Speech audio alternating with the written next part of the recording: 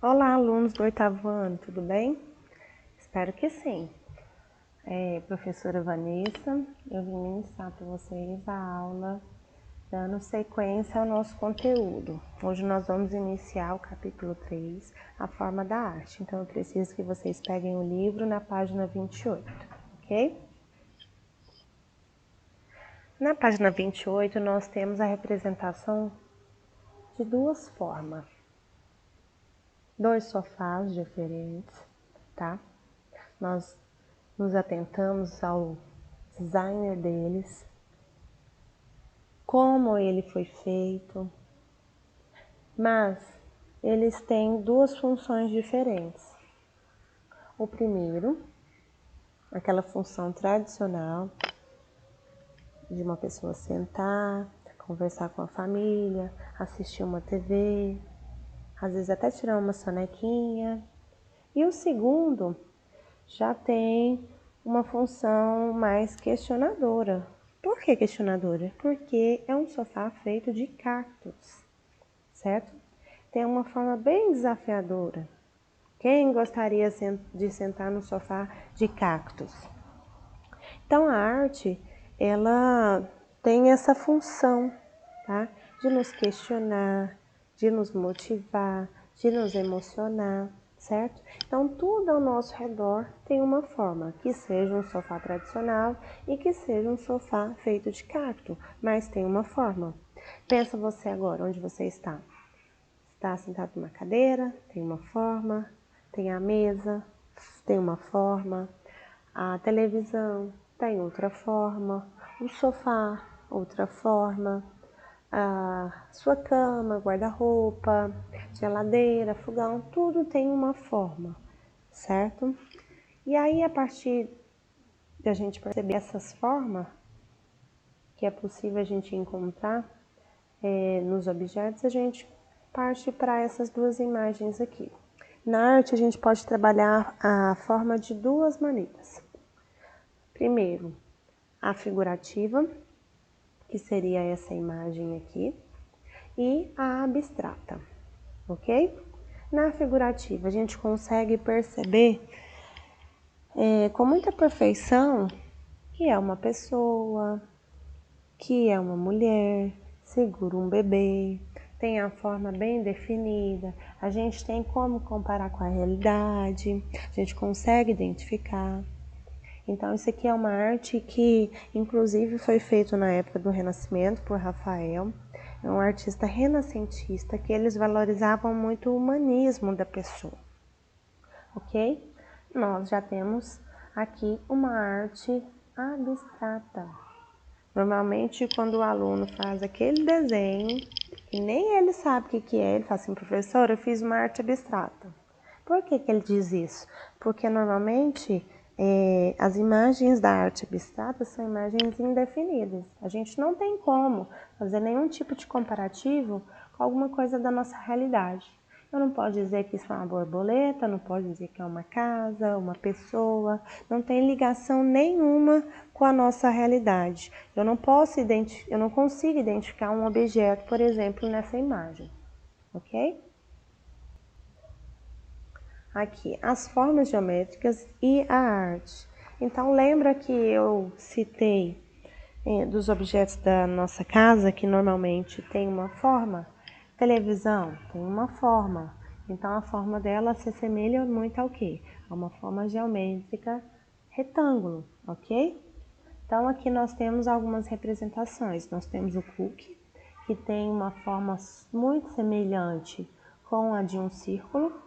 Nós temos uma mala de viagem que tem uma forma muito parecida com uma forma retangular, certo? E nós conseguimos identificar essas imagens.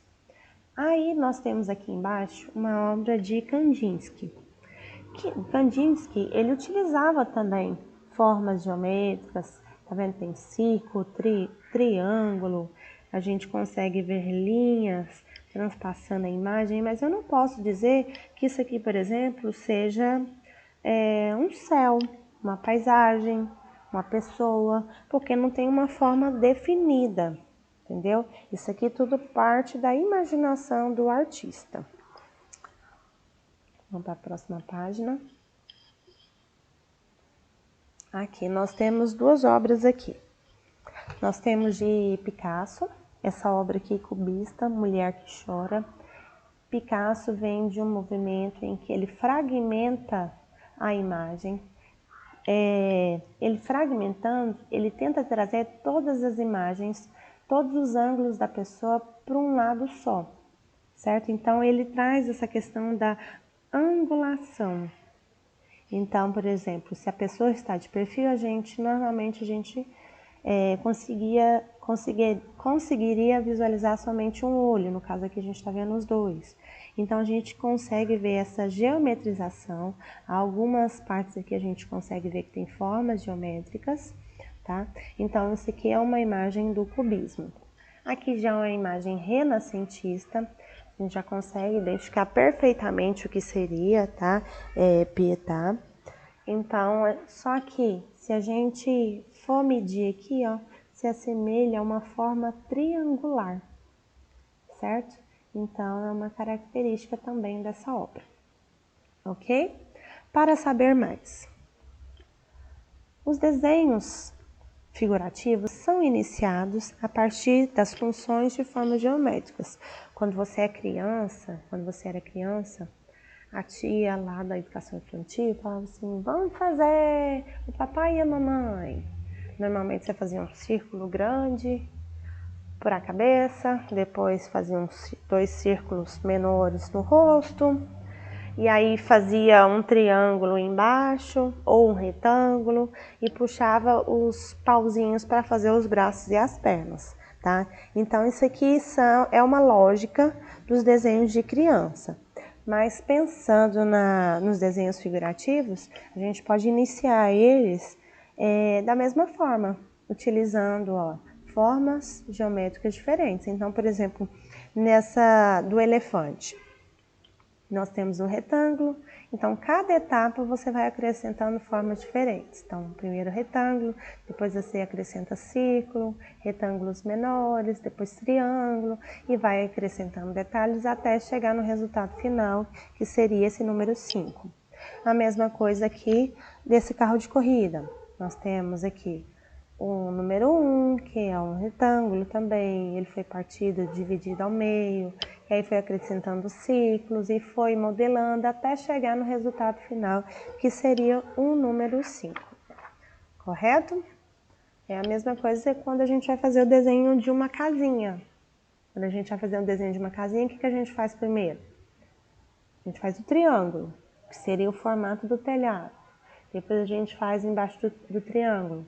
A gente faz um quadrado para ser a entrada da casa. Depois a gente faz a lateral. Então a gente faz cada detalhe. Aí vem a janelinha, mais 2 quadrados no meio. Uma porta, um retângulo. Então a gente já tem mais ou menos esses conceitos desde quando a gente era pequenininho, na época da educação infantil, e inicia esse tipo de atividade. Então, para ficar uma tarefinha para vocês, hora da criação. Agora é sua vez de criar um desenho a partir de formas geométricas. Algumas etapas já estão prontas, desenhe as que faltam. É o seguinte, a número 1 você tem que fazer, a número 2 você tem 2 partes, ou seja, então você tem que pegar a primeira parte aqui. Qual que é a primeira parte? Normalmente inicia por quê? Por uma forma geométrica. Então, você tem que fazer aqui, ó. A primeira forma aqui, você tem a 2. Você vai para a terceira. A terceira você não tem nada. Então, você tem que completar, não tem? Então, você tem a 2 e tem a 4, os resultados. Então, você tem que fazer a terceira etapa aqui. Você tem a primeira e a segunda, tem que fazer a terceira etapa aqui também. Aí tem a quarta, a quinta do mesmo jeito, você desenha exatamente essa quarta etapa aqui e acrescenta mais alguma coisinha. E tem a sexta etapa aqui. Tranquilo? É uma atividade bem fácil de fazer, é para fazer no livro mesmo. E aí, quando voltar às nossas aulas, eu vou passar avistando, ok? Espero que tenham gostado. Precisar da minha ajuda, é só chamar. Beijo para todos e até breve.